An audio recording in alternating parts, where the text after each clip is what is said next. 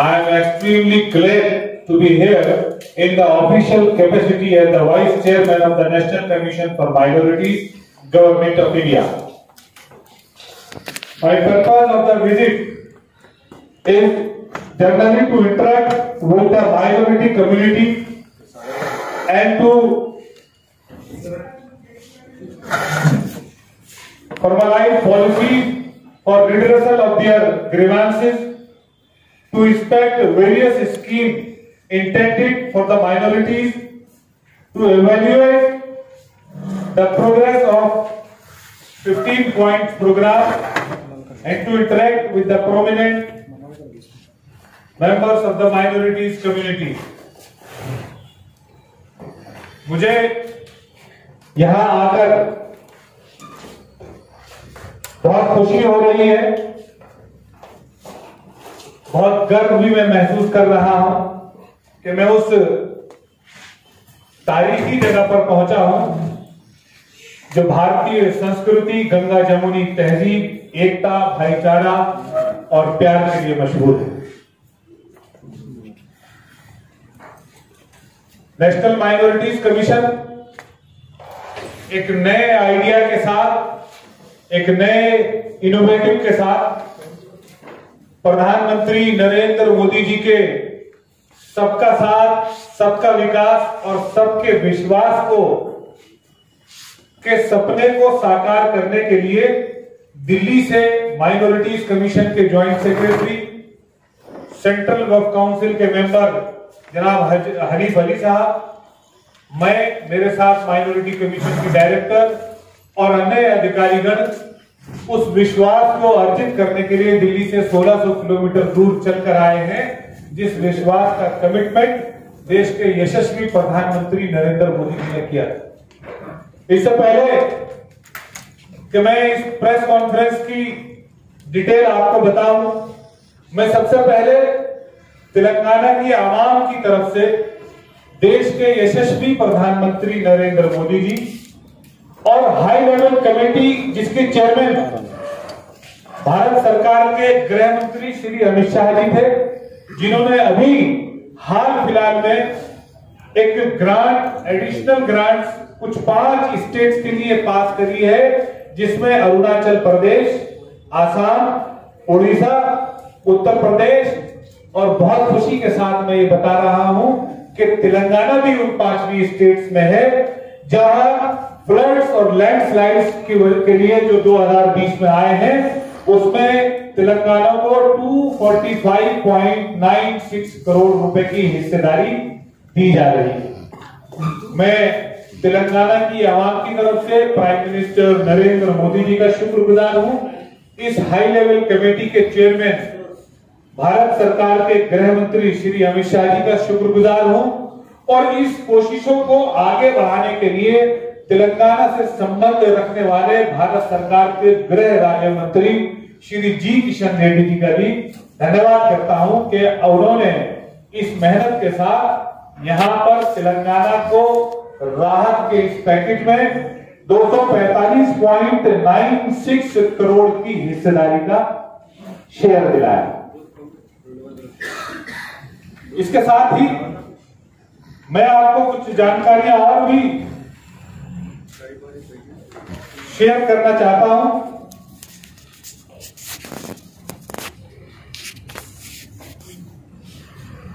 जो कि मैं लिखकर लेकर आया हूं अल्पसंख्यक मंत्रालय की।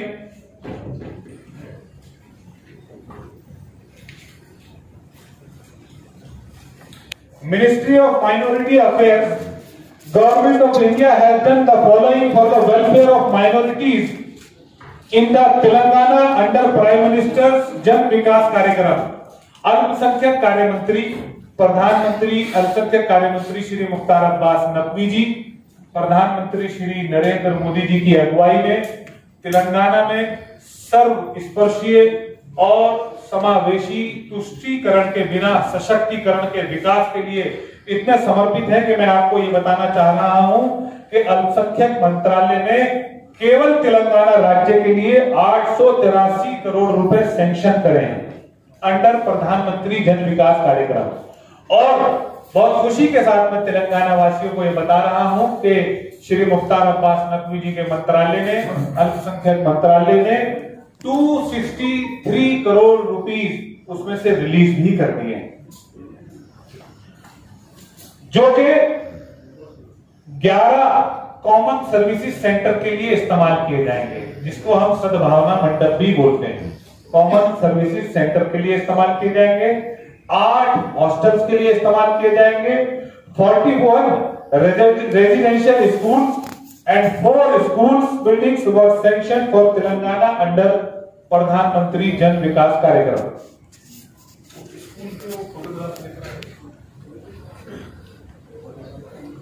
मैं बहुत खुशी के साथ ये बता रहा हूं कि जब हमने यहां की समीक्षा करी तो उसमें 15 सूत्री प्रधानमंत्री कार्यक्रम की समीक्षा करने के बाद हमने ये जाना कि तेलंगाना राज्य जो ये रेजिडेंशियल स्कूल चला रहा है, ये एक काबिल तारीफ काम है। और मैं बहुत खुशी के साथ तेलंगाना के लोगों को ये बताना चाह रहा हूं कि ये रेजिडेंशियल स्कूल्स की जो अपनी बिल्डिंगें बन रही हैं, उन बिल्डिंगों में 41 स्कूलों के लिए प्रधानमंत्री जन विकास कार्यक्रम के तहत 60% आर्थिक सहयोग रेजिडेंशियल स्कूल की अपनी बिल्डिंग बनने के लिए केंद्रीय अल्पसंख्यक मंत्री श्री मुख्तार अब्बास नकवी जी के द्वारा दिया जा रहा है। और ये 50 से ज्यादा रेजिडेंशियल स्कूल सैंक्शन हो चुके हैं।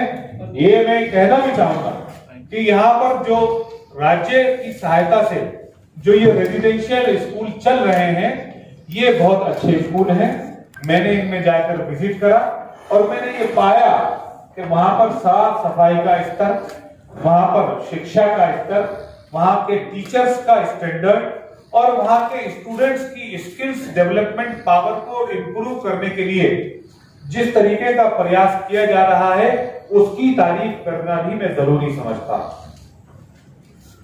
साथ ही साथ मैं ये भी बताना चाह रहा हूं कि ₹60.28 crore was release under the pre matric scholarship. Bharat सरकार द्वारा अल्पसंख्यक मंत्रालय द्वारा 60.28 crore rupees pre matric scholarship के लिए तेलंगाना के लिए रिलीज किए जा चुके हैं। ₹14 crore release under post matric scholarship, ₹9 crore release under merit cum means scholarship for Telangana by ministry of minority affairs under Nai Manzil scheme. In Telangana, 5918 beneficiaries were enrolled under Begum Hazrat Mahal National Scholarship for meritorious girls belonging to minorities. 9048 beneficiaries were helped by releasing 5.23 crores. Under free coaching, ₹11.90 crore fund was released by the Ministry of Minority Affairs for Telangana. In addition to the above, I request the state government to appoint members। जो मैंने यहां पर समीक्षा बैठक करी, school है जो कि तैयार हो चुका है। ये भारत सरकार के अल्पसंख्यक मंत्रालय द्वारा प्रधानमंत्री जन विकास कार्यक्रम के तहत 60% इसमें आर्थिक सहयोग केंद्रीय मंत्री श्री मुख्तार अब्बास नकवी के अल्पसंख्यक मंत्रालय द्वारा किया गया है। मैं दूसरा एक आपको और दिखाना चाहूंगा, एक डोरमेट्री MRSC एट अरसापल्ली इन निजामाबाद। ये भारत सरकार के अल्पसंख्यक मंत्रालय के प्रधानमंत्री जन विकास कार्यक्रम के तहत तेलंगाना की आवाम को ये तोहफा दिया जा चुका है। एक स्कूल बिल्डिंग MRSC एट कोगम टांडोर फेज 1 स्कूल बिल्डिंग, ये भारत सरकार द्वारा तेलंगाना की आवाम को प्रधानमंत्री जन विकास कार्यक्रम के तहत ये दिया जा चुका है। प्रधानमंत्री जन विकास कार्यक्रम के तहत जो शिक्षा के क्षेत्र में ये क्रांतिकारी काम तेलंगाना में हुआ है, ये भी तेलंगाना का काम पूरे देश के लिए एक रोल मॉडल हो सकता है कि अल्पसंख्यक मंत्रालय किस प्रकार बच्चों और अल्पसंख्यकों की शिक्षा के लिए चिंतित है। मैं बहुत खुशी के साथ ये बता रहा हूं कि भारत सरकार का अल्पसंख्यक मंत्रालय अपना 40% फंड शिक्षा के क्षेत्र में लगा रहा है। ये ऐसे अनेकों स्कूल हैं जिनकी फाइल मैं फोटो आपको दिखा सकता हूं। ये खूबसूरत बिल्डिंगें इस बात को दर्शा रही हैं कि प्रधानमंत्री नरेंद्र मोदी जी, केंद्रीय अल्पसंख्यक मंत्री श्री मुख्तार अब्बास नकवी जी तेलंगाना में समावेशी, सर्वस्पर्शीय, सबका साथ, सबका विकास और सबके विश्वास को अर्जित करने के लिए कितनी चिंतित सरकार है। मैं कुछ बात और बताना चाहता हूं आपको कि हमने यहां पर इंटरेक्शन करा सभी समुदाय के लोगों से, जिसमें हमने सिख कम्युनिटी के लोगों से भी इंटरेक्शन करा, हमने जैन कम्युनिटी के लोगों से भी इंटरेक्शन करा, बोहरा कम्युनिटी के भी लोगों से इंटरेक्शन करा। सभी के बीच में प्रधानमंत्री जन विकास कार्यक्रम की बात हुई और सर्वस्पर्शीय और सशक्तिकरण की योजनाओं पर चर्चा हुई। मैं आशा करता हूं कि आने वाले दिनों में राज्य सरकार और प्रस्ताव भी अगर हमें भेजेगी तो केंद्र सरकार कतार में खड़े अंतिम व्यक्ति के उदय के लक्ष्य को प्राप्ति के लिए हर व्यक्ति का विकास करेगी। हमने हज कमेटी, वक्फ बोर्ड, इनके अधिकारियों से संपर्क करा, इनके साथ इंटरेक्शन करा। इस मामले में एक बेहद दुखद बात जो सामने आती है वो ये आती है कि तेलंगाना एक वाहिद ऐसा राज्य है जहां 3000 से ज्यादा संपत्तियां इलीगल एनक्रोचमेंट किया गया है,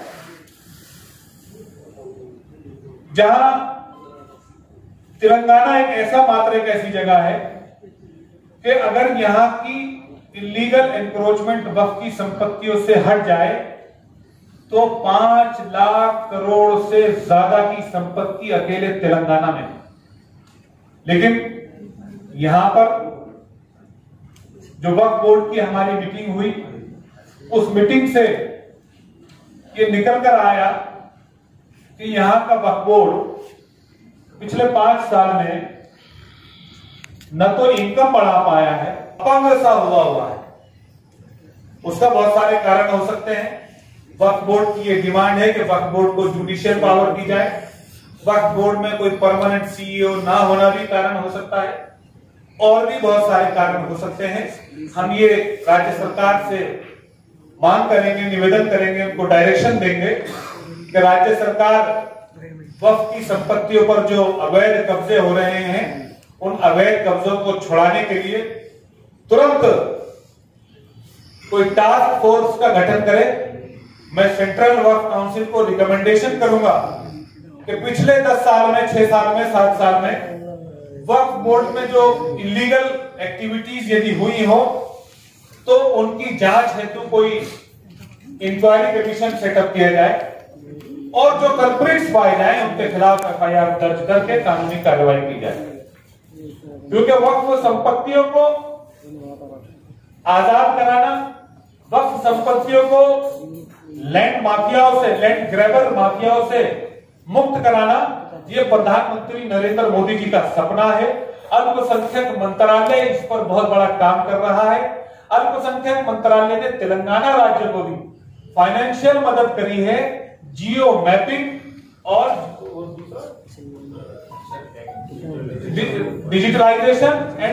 digitalisation of Waqf property and geo tagging.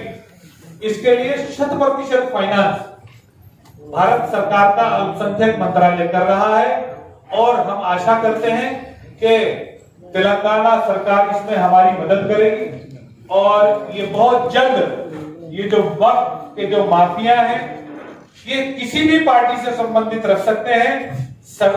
Telangana सरकार से भी आग्रह करूंगा कि किसी भी राजनीतिक दबाव में ना आकर वक्फ की संपत्तियों को बिना खटक आजाद कराएं और जो लोग वक्फ की संपत्तियों पर नाजायज कब्जे कर रहे हैं उनके खिलाफ तुरंत FIR दर्ज कर मुकदमा शुरू करना चाहिए, क्रिमिनल मुकदमा।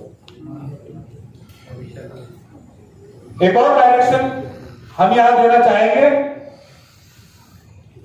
कि प्रधानमंत्री 15 सूत्रीय कार्यक्रम, इसकी डिस्ट्रिक्ट लेवल की कमेटी बनती है, जिसका काम यह होता है कि वो नीचे तक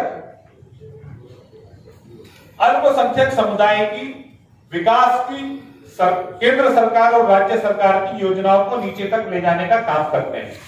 अनफॉर्चुनेटली तेलंगाना के डिस्ट्रिक्ट्स में इन कमेटियों का गठन नहीं हुआ है। हम राज्य सरकार को यह भी रिकमेंड करते हैं कि राज्य सरकार तुरंत इन डिस्ट्रिक्ट लेवल रिव्यू मीटिंग्स की कमेटियों का गठन करे, आम प्रतिनिधियों का उसमें इन्वॉल्वमेंट हो, हर 3 महीने में उसकी मीटिंग हो, केंद्र सरकार और राज्य सरकार की योजनाएं ताकि नीचे तक जा सके, उनका लाभ मिल सके। एक और हमने ये महसूस करा कि जब इतने सारे स्कूलों में जाकर देखा कि प्रधानमंत्री जन विकास कार्यक्रम के तहत ये बिल्डिंगें बन रही हैं, इन पर 60% का जो इन्वेस्टमेंट भारत सरकार कर रही है, तो हम ये भी चाहेंगे कि आम जनमानस के बीच में ये संदेश भी जाना चाहिए कि देश की केंद्र की सरकार भी विकास के कार्य में तेलंगाना के साथ बराबर की साझेदार है। तो ये भी, इसका भी प्रचार प्रसार उन प्रधानमंत्री 15 सूत्रीय कार्यक्रम की डिस्ट्रिक्ट लेवल की कमेटी के माध्यम से होना चाहिए।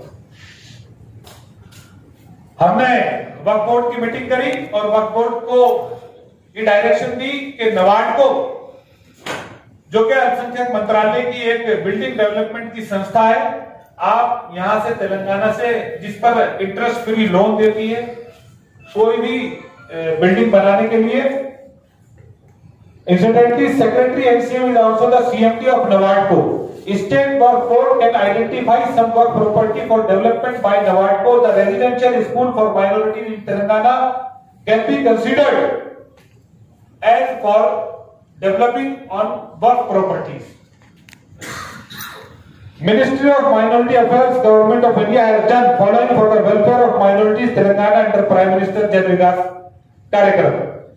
हम ये भी चाहेंगे कि वक्फ बोर्ड जो है वो कोई प्रपोजल नबार्ड के लिए अगर दे तेलंगाना राज्य, तो केंद्र सरकार उसमें पूरी मदद करेगा।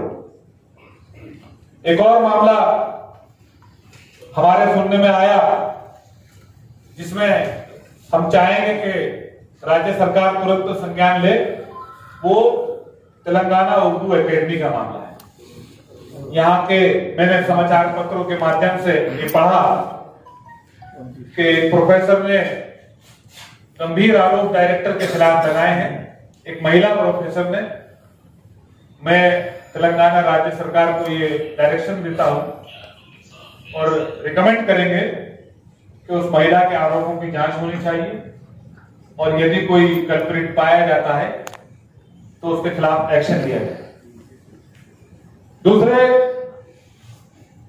उर्दू स्कूलों की थोड़ी हालत पिछले 2-4 सालों में थोड़ी सी खस्ता हुई है।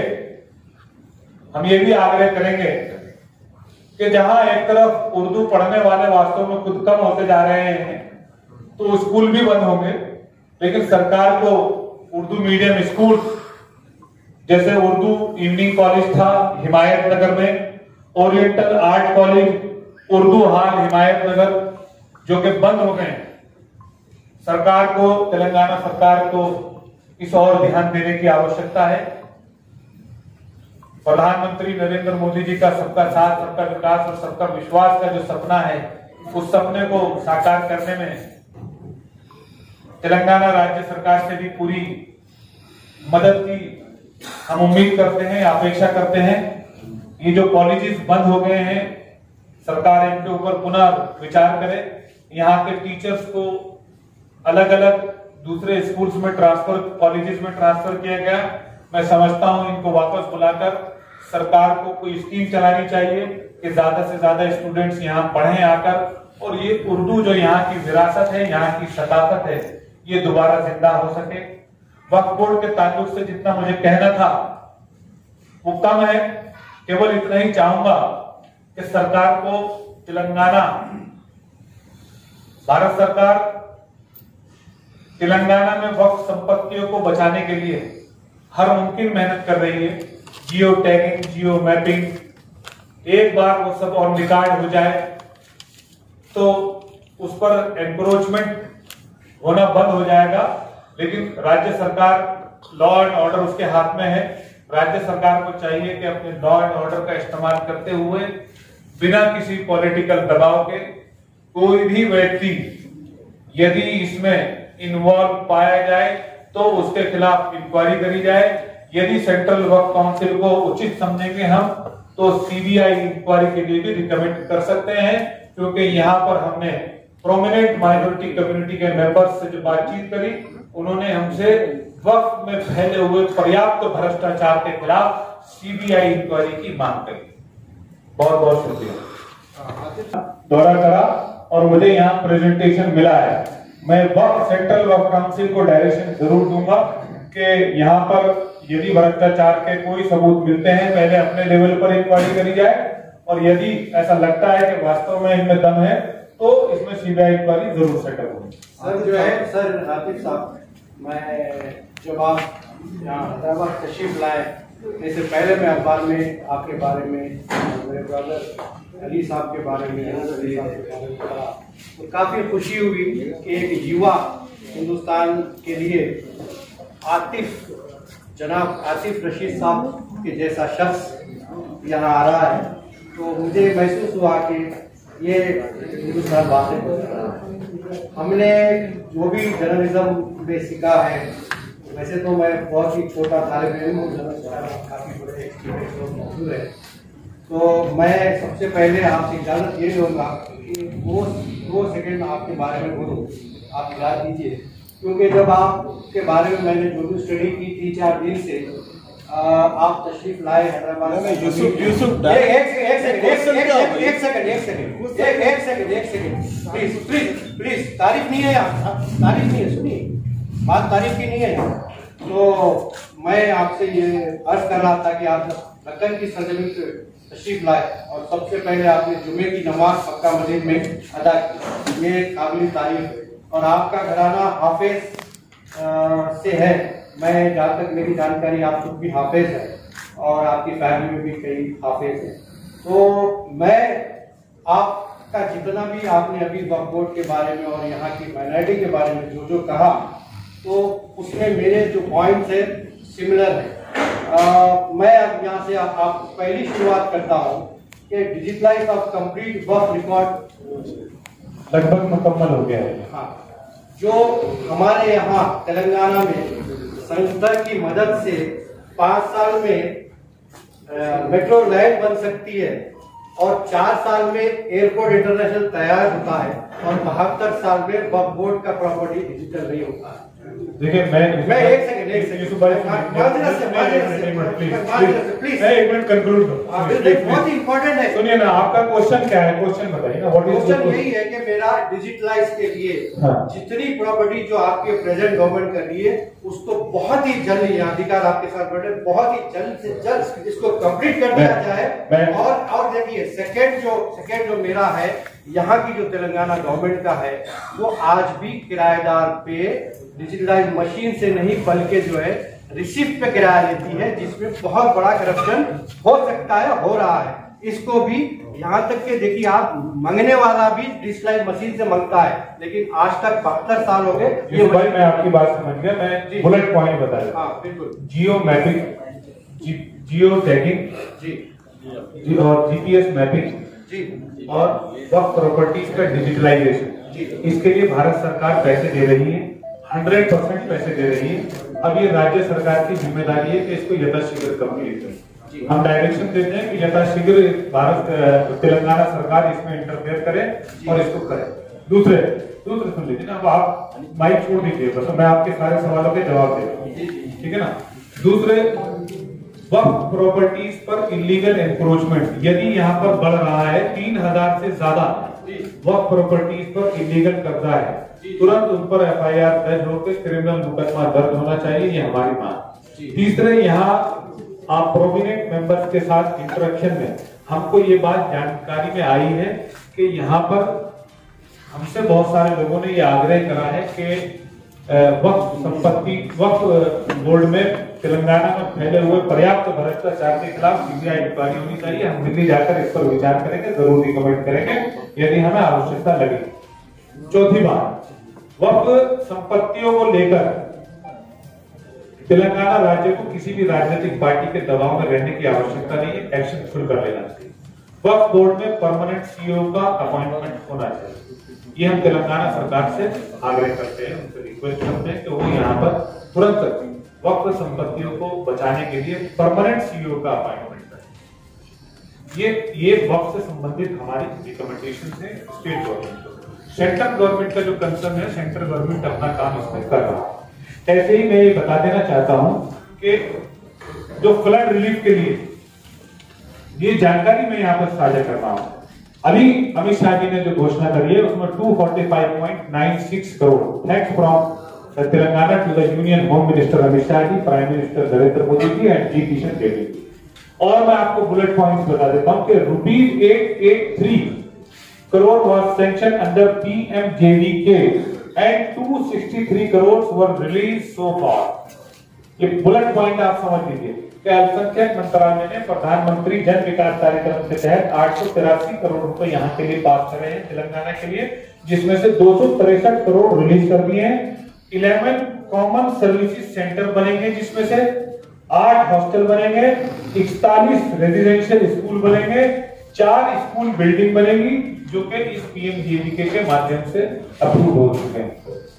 पूर्व तेलंगाना के उर्दू एकेडमी के डायरेक्टर के बारे में गंभीर आरोप लगे हैं, उनकी जांच होनी चाहिए और उसको उर्दू एकेडमी को फाल और एक्टिव बनाने के लिए सरकार को फौरी कदम उठाने की जरूरत है। स्कूल जो इस कदर बंद हो रहे हैं ये तशवीश का बाइस है। हाँ, मैं तेलंगाना राज्य की एक स्कीम की बहुत तारीफ करना चाहता हूँ कि तेलंगाना राज्य जो ये रेजिडेंशियल स्कूल चला रहे हैं ये काबिल तारीफ है, बहुत अच्छे स्कूल हैं। यहाँ पर इनका निजाम तालीम अच्छा है, स्कूल की बिल्डिंग अच्छी है। जो कमी है उसमें सिर्फ ये है कि वो किराए की बिल्डिंगों में अभी तक चल रहे हैं। केंद्र सरकार 41 स्कूलों में सहयोग कर रही है और प्रपोजल आएंगे तो और प्रपोजल भी मना किया हम पास करें। वक्फ बोर्ड में रेजिडेंशियल स्कूल के लिए वक्फ बोर्ड की जमीनों को सरकार को इस्तेमाल करना चाहिए। सरकार ने तो लिखा है, जगह भी आइडेंटिफाई की है, सीएम का ख्वाब है रेजिडेंशियल स्कूल, लोग पढ़ेंगे, दूसरे पढ़ेंगे तो आगे बढ़ेंगे। ये दूसरे का ख्वाब है। यहाँ क्रिश्चियंस के लिए क्रिश्चियन फाइनेंस कारपोरेशन का बनाना बहुत अच्छी चीज है, लेकिन उसको ये भी सुनिश्चित करना चाहिए कि कितने क्रिश्चियंस को क्या क्या लाभ दिया जा रहा है, इसके लिए भी कोई मैकेनिज्म तैयार होना चाहिए। राज्य सरकार केंद्र सरकार के साथ सबका विकास और सबके विश्वास को अर्जित करने के लिए जितना बेहतरीन काम करेगी, केंद्र सरकार उसमें उनके साथ सहयोग करने के लिए तैयार है। बहुत बहुत धन्यवाद। आप तेलंगाना की बात करिए। तेलंगाना का मैं बता चुका हूँ 863 करोड़ रुपए सैंक्शन हो गए हैं, 263 रिलीज हो चुके हैं। सुन लीजिए, जहाँ यूटिलाइजेशन सर्टिफिकेट आ रहा है वहाँ फर्दर ये रिलीज किया जा रहा है। रिलीज कितना हुआ? सेंटर ने रिलीज कितना? 263 करोड़ टोटल बताओ। 5 टोटल पूरा हिंदुस्तान का जब करेंगे तो बताएंगे। अभी तेलंगाना की बात करिए आप। सर, उर्दू एकेडमी का जो आपने अभी जिक्र किया, जो मतलब आपकी इंक्वायरी आ चुकी है, पुलिस से उसकी इंक्वायरी आ चुकी है, क्लियर है, ये सरासर एक कॉन्स्पिरेसी है। इसकी आप जान कराइए अपने अधिकारों से। यहाँ के जो भी राज्य सरकार इसकी चिंता करे। और कोई क्वेश्चन किसी का? आशुर खान है, कंजर्वेशन और प्रिजर्वेशन, जितने भी आशुर खान आप गए तो उसके कंजर्वेशन और प्रिजर्वेशन के लिए कुछ उन्होंने हम लोगों को अपनी रिक्वायरमेंट दी है, हम उन पर विचार करेंगे। और हेरिटेज प्रॉपर्टीज पर अच्छा, आतिफ साहब रिकॉर्ड से आ रहे हैं। हो गया आपके बहुत सारे क्वेश्चन हो गए जी। सवाल जो है वो नहीं है ना जी।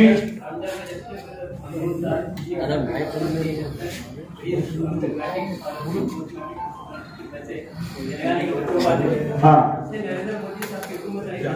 गलत कह रहे हैं आप, गलत कह रहे हैं। मैंने आपको डिटेल दे दी है। ₹60.28 crore was release under the pre matric scholarship.